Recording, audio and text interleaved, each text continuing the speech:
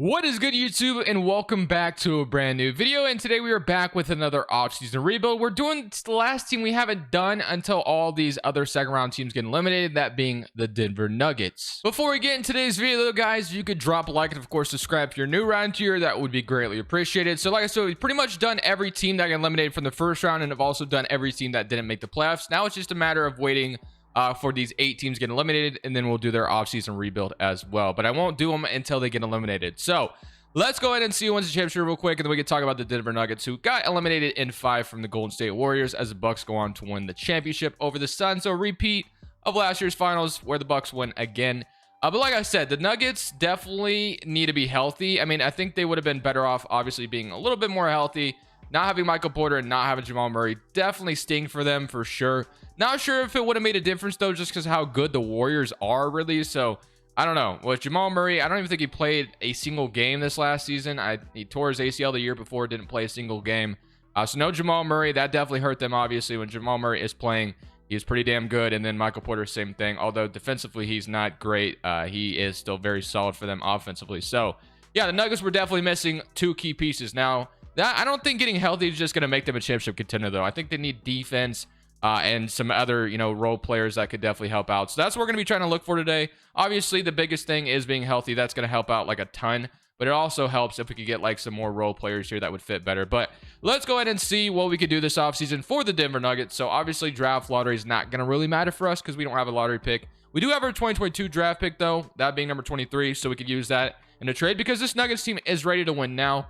You also have Nikola Jokic's extension coming up soon, so definitely need to find a way to convince Jokic to stay. I'm sure he would. I imagine he would, because it's going to be a lot of money, and Denver has done a great job surrounding him with talent. It's just a matter of getting it all together.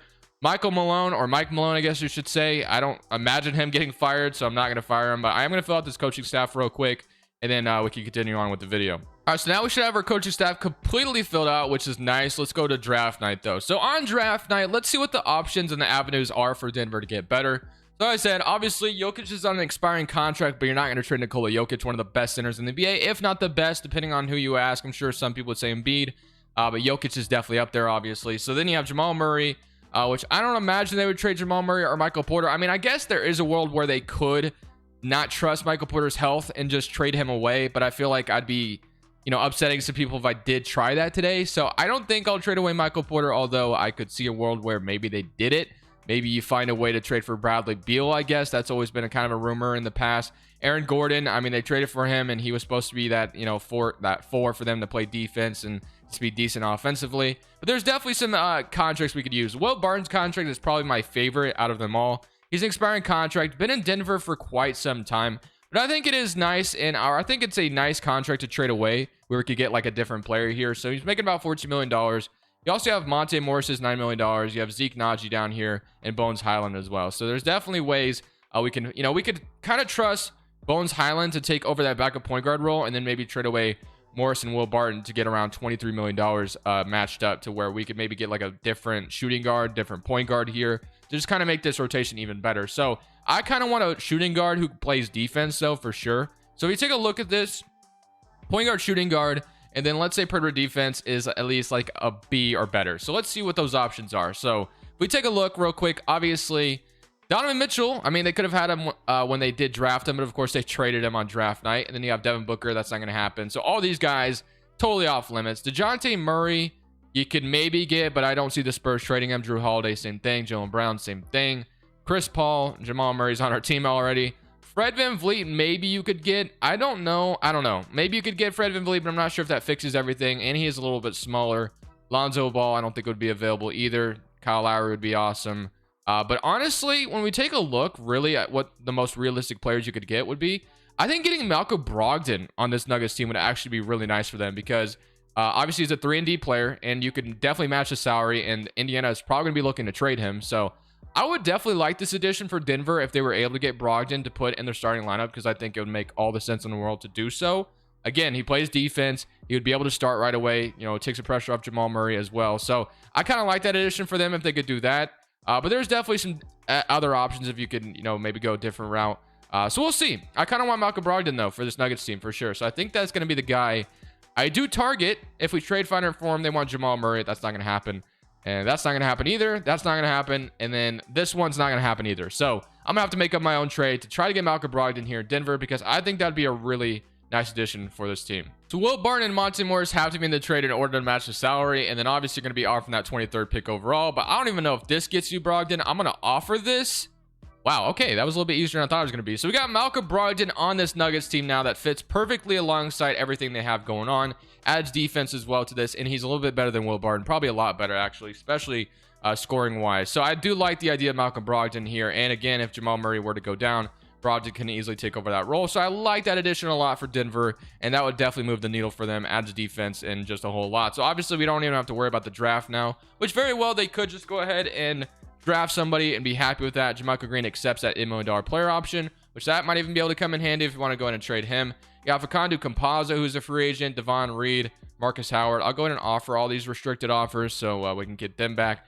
And then for free agency, we have Vlatko Kinkar, who's a free agent. But if we look at our rotation as it sits right now, so obviously we've pretty much given Deshaun Highland or Bones Highland the backup point guard role with trading away Monte Morris. You have Brogdon at the 2, Michael Porter at the 3, and then Zeke Naji and JaMychal Green are at the 4 right now. But honestly, with Zeke Naji being way younger, I honestly wouldn't mind trading with JaMychal Green. So I think we should be adding some defensive players on our bench. So immediately I think of one of those Martin guys, if they're available here, like Cody Martin or Caleb Martin. I think that makes a lot of sense. You know, guys come off the bench, play a little bit of defense, score a little bit. So I like the idea of bringing Cody Martin in. If we can get him, that would be awesome.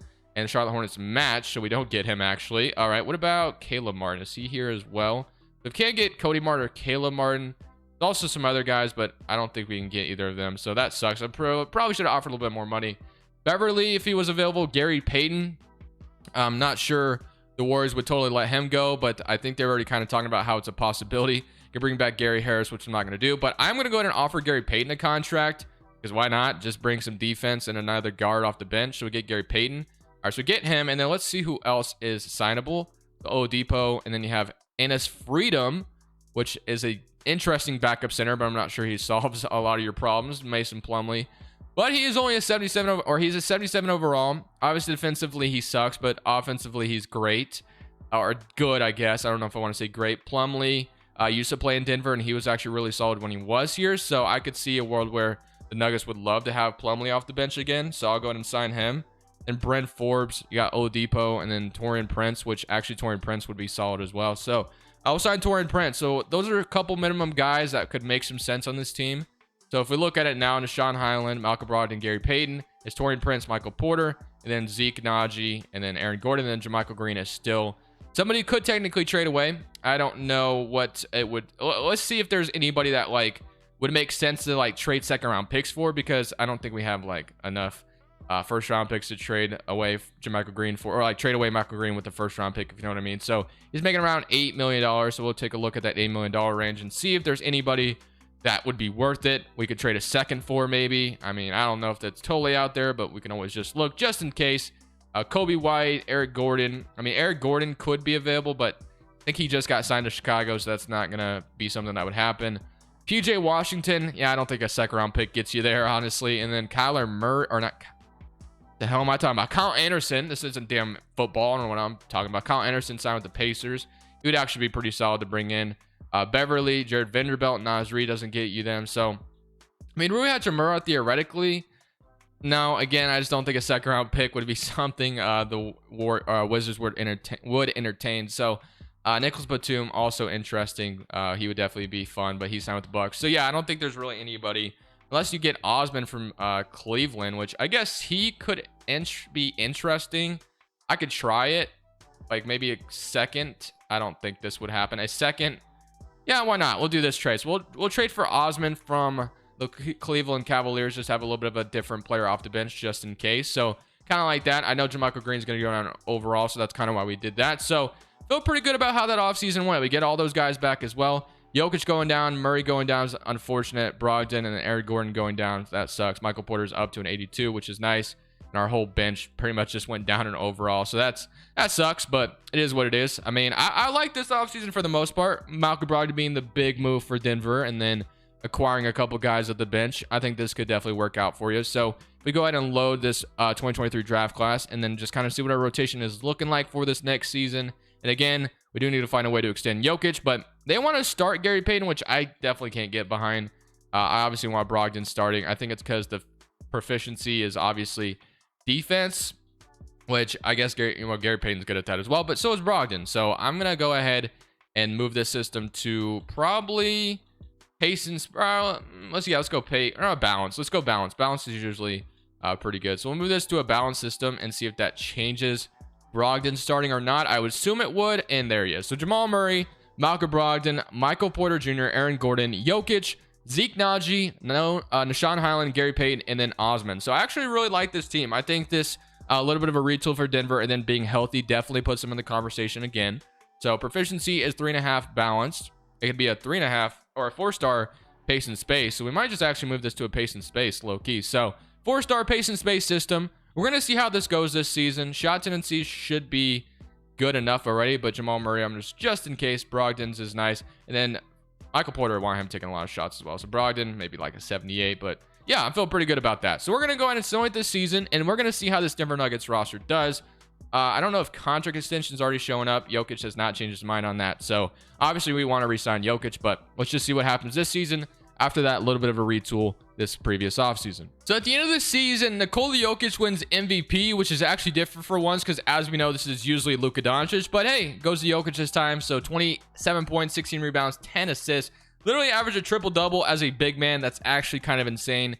50, 70, 40 club. So not 50, 40, 90, but hey, it's still good. Benedict Mathurin wins Rookie of the Year. Probably just said that last name completely wrong. But Andre Drummond, 6-man on the Timberwolves. Rudy Gobert, Defensive Player of the Year. Malachi Flynn's Most Improved. And Chris Finch, Coach of the Year, as Nathan Mack is your executive. So obviously the Timberwolves sound like they're going to be a problem this year.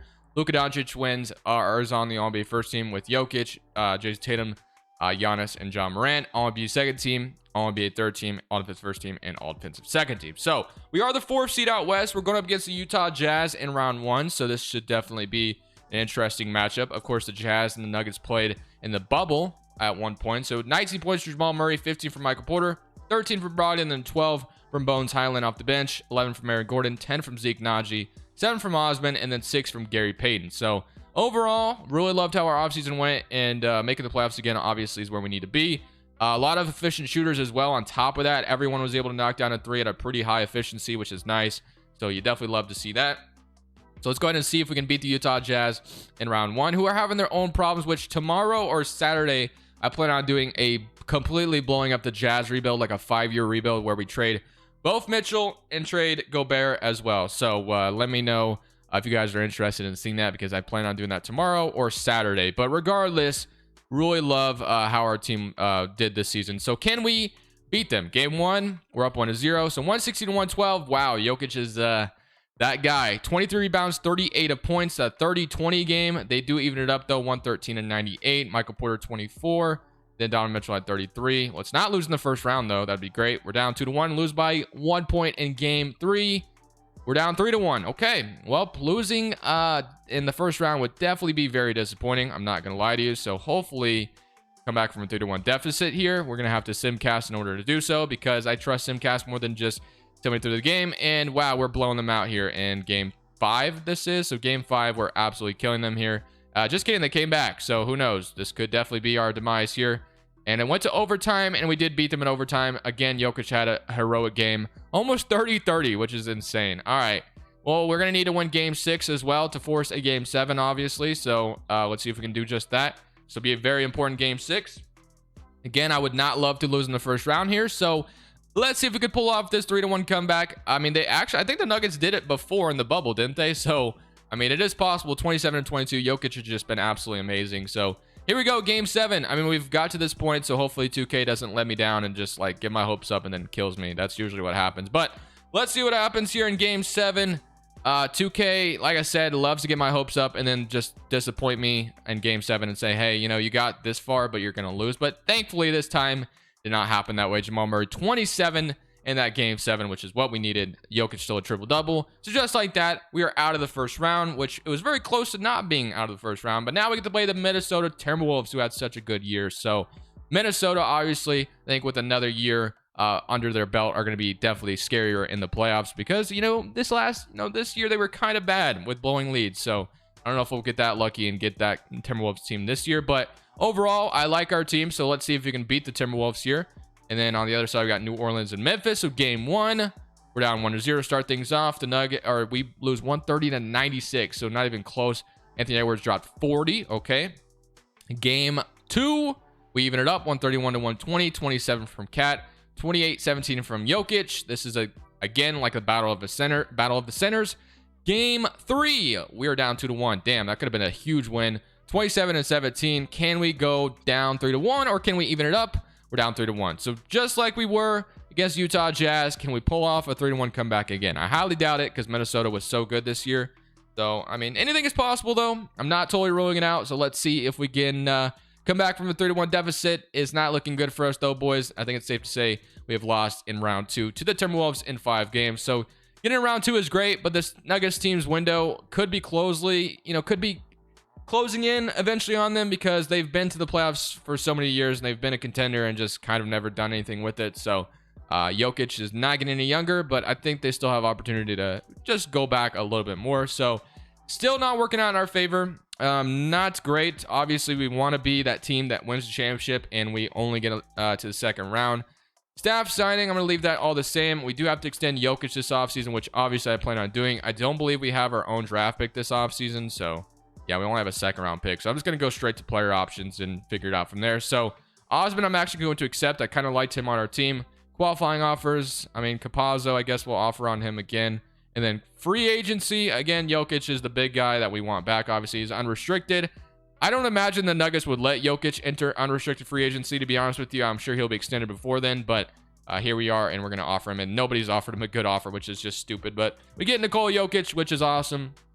We get our best player back, and then I think we pretty much have the same rotation. So it's Jamal Murray again, Sean Highland, Malcolm Brogdon, Gary Payton, Michael Porter, Osman, and then Aaron Gordon, Zeke Naji, and then Nikola Jokic. So we could definitely just kind of run it back, or we could make another crazy trade if we wanted to, which, I mean, the only asset we really have, I mean, we have Jamal Murray. I don't think I can trade a couple picks, but I don't know, man. Like, Michael Porter would be like my only guy. I would theoretically be like, I guess we could trade him if we wanted to, but at the same time, just not really sure if it's worth it. We can get like Miles Bridges. Again, if the Nuggets did entertain the idea of trading Michael Porter, I would want Bradley Beal out of it, but I think I'm not going to trade him. So we're just going to go straight to player progression, see how it treats us. We got Malcolm Brogdon going down. Michael Porter's up to an 86. So that might work out well for us, and Gary Payton's down. But we're going to simulate one more year just to see if anything changes this year, see if we can maybe get to where we want to be. I mean, we were kind of close, you could say, but not really. If we look at the rotation again, it's going to stay the same. I really like this roster that we have going for us. Proficiency is 4-star again. The only thing I guess I can do is I can move Mike Malone's proficiency preferred system, but we're going to simulate season number 2, see if anything changes. So at the end of the season, Luka Doncic wins MVP. This year, nothing really changed too much. We were the 5th seed in the Western Conference. Jokic did win did get on All-NBA first team once again, and we are going to be playing the Thunder this year. So if we go take a look at the stats real quick, we have 25, 10, and 14 from Jokic again. Michael Porter stepped up this year with 22, then 15 from Jamal Murray, and then 12 or 13 from Brogdon and 12 from Sean Highland. So we'll just kind of see what happens. We're going against OKC, who probably have Zach LaVine, don't they? It feels like they always get him. And no, they don't actually. Okay.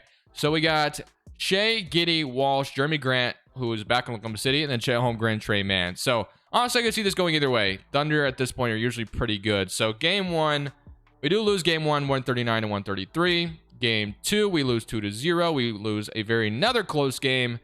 Okay, so we do win game 3, which is nice. Can we even it up here, or we're going to go down 3-1? We do even it up, so 127-126. All these games have actually been, like, super close. I guess the one thing I could do for the rest of the playoffs is actually just play my 8 best players here. So just to be safe, we're going to play my 8 best players, 8-man rotation here, and see if that fixes anything. So game 5 is going to be a big one here. It's in Oklahoma City. So let's see if we can take care of game 5 and maybe get to the second round again. Of course, we got to win 2 more, but game 5 is a big one because obviously game 5 is a very big game. But this is close. This is going to be a close game. Every single game has been close, and we did win game 5, 30-10. We beat them in 6. Yes, we do. Okay, we're back to the second round once again. We beat the Thunder in 6, but now we get to play the Timberwolves again, who literally killed us last year. So they got James Harden now, which how the hell did they pull that off, I wonder? Let's see. James Harden in Minnesota.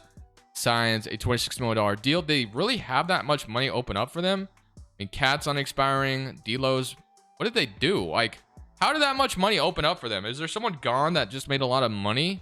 Huh. Interesting. I don't know. I guess Edwards being on a rookie contract helps, and D'Lo.